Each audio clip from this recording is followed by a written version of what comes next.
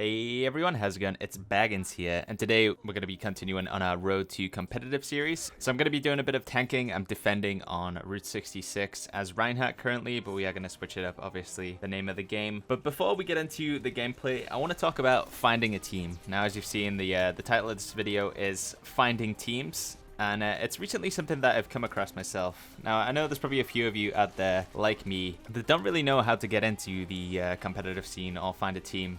Initially, my plan going forward was just to wait until the ranked game mode came out and just play a whole crap ton of ranked, find my place through there, you know, get a name through just playing ranked a lot, possibly being noticed through players. It's how I've done it in the past mostly. I just play the game in the most competitive form I can, regardless of what game it is. And usually somebody notices me and says, hey, do you wanna try teaming or whatever? Or I contact them and ask them if they have a team and then just get into it that way. But obviously, it's a bit different in Overwatch because the nature of the quick play, it does attract a bit more of a casual player base. So I haven't really had any luck.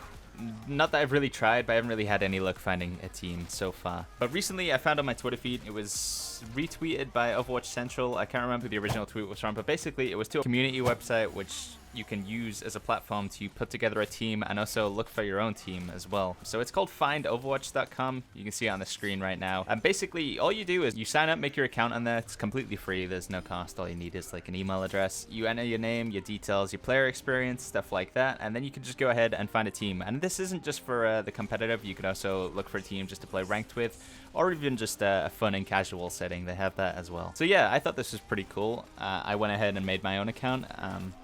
I've applied to one team, and I also have been contacted by another team. This is all within the space of pretty much this morning / early afternoon, so I'd definitely recommend giving it a go. If you're a player that's seriously looking to get into competitive or ranked, or even just you want a bunch of players to group with, then it's definitely worth a look. So some important things to know before you go ahead and look for a team is it is important to establish what role you play. I classify myself as a tank / flex player in that I mainly play tanks like Winston and Reinhardt, stuff like that. But I also do flex, which means, you know, I'm flexible. I'll play other characters when need be. So if I you know, lock into quick play and I see we already have a tank and we already have a healer, you know, I'll happily play an offense or a defense. I'll just play whatever the team's needed, really, because I'm not terrible on anything. Well, okay, there's a few characters I'm pretty bad at, but for the most part, I'm generally pretty good. My player skill is just, you know, at a semi-decent level for most characters. So yeah, that's what flex means, essentially. If you're a flex player, it's generally a lot of, from what I've seen, a lot of teams do, you know, it's beneficial to be a flex player. If you can play a wide variety of roles, then obviously you're going to be more valuable than someone who's like, I can only play soldier and that's it. Other than assigning your role, it's also important to establish which heroes you're good at. They could be looking for a good Zarya player. Obviously, this is going to change as the meta progresses, you know. Right now, it's favorable to have a good Mercy and a good Lucy on your kit, but maybe someday in the future, they won't be good support picks, and you'll need to be proficient at another hero. But yeah, it's worth mentioning that if you are particularly good at any certain heroes, then go ahead and make that, you know, in your about me, your description, so on and so forth. And then outside of that, you also want to list your experience if you have any.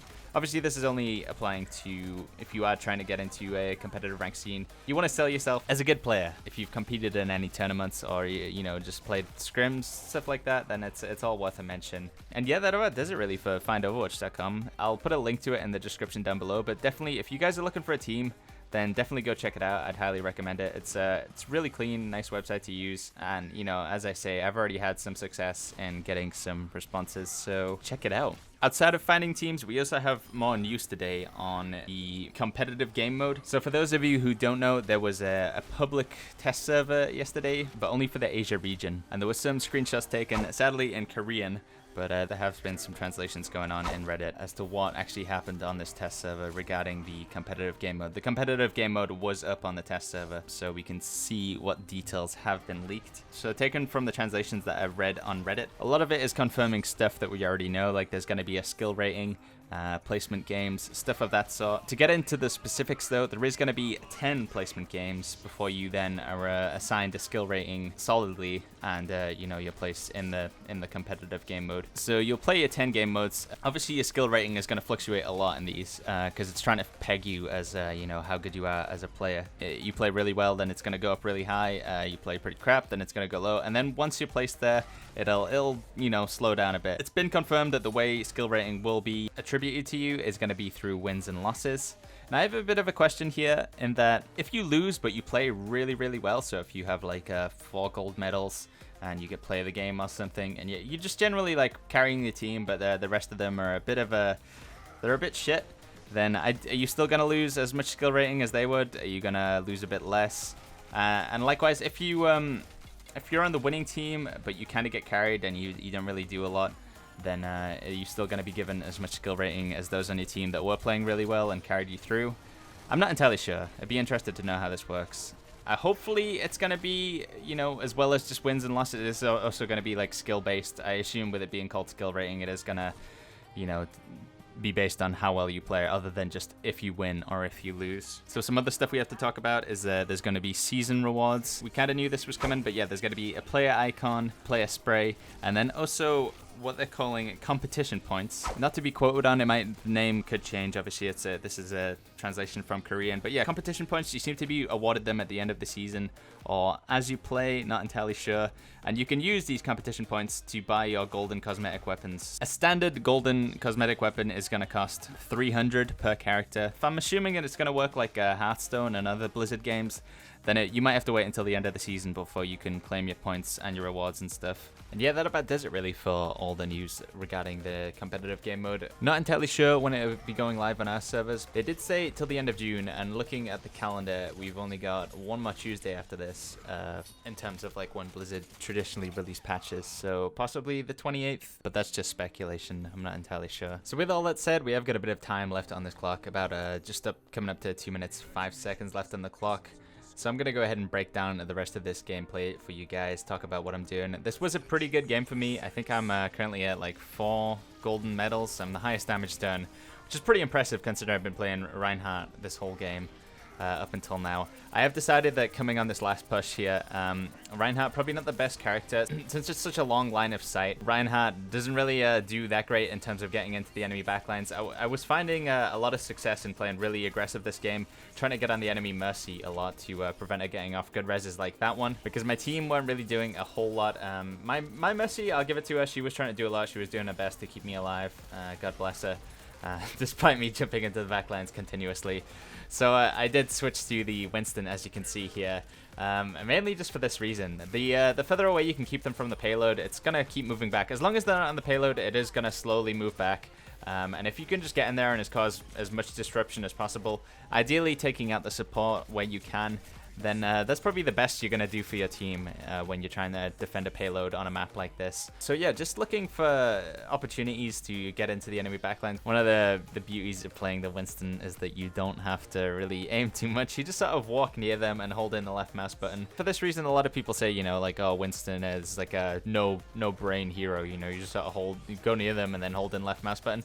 But I think there is quite an art to playing Winston. The difference between a good Winston and a bad one can make a whole lot of difference. Knowing when to use that jump appropriately, when to drop the shield, who you should be trying to target the most. All the difference between a good Winston and a bad Winston. So spawning back in here using the Symmetra teleporter to get back in quickly. For some reason we have a Symmetra even though I'm on the last stretch of the defending point. In my opinion, not a very valuable pick. That teleporter saves you all of about 20 meters run or something. But if that's where they want to play, then that's where they want to play. So yeah, just continuing with our game plan, keeping the enemy off the payload as much as possible to buy as much time as possible. If they're not on the payload, it's not going to be pushing. A lot of the time you can just, at least in pubs anyway, maybe not in competitive, but you can just bait out the enemy by just sitting far enough away from the payload and being just a really annoying tank that they'll just like try to focus you and kill you and forget that they actually have to, you know, there's an objective in the game mode. And I guess in that situation we'd managed to keep enough of them at the front of the gate there that they couldn't get in and because a lot of the time you'll see people just like running cheese strats where they'll spam a bunch of Lucio's or Tracer or Winston and like that, and they'll just try and overtime the point as much as possible. But if you do it in reverse to them and then just jump out to them with a Winston and force them to address you, otherwise you're going to kill their Mercy, then yeah, you can buy yourself a win that way, much like we did there. That's about it for this video, guys. I hope you enjoyed watching it. If you did, make sure you go ahead and click that like button. As I said before, links to everything will be in the description down below. If you enjoy my Overwatch content and you want to see more of it, make sure you go ahead and click that subscribe button so you can stay updated on all the latest videos. And until next time, guys, I've been Baggins, and I'll see you later.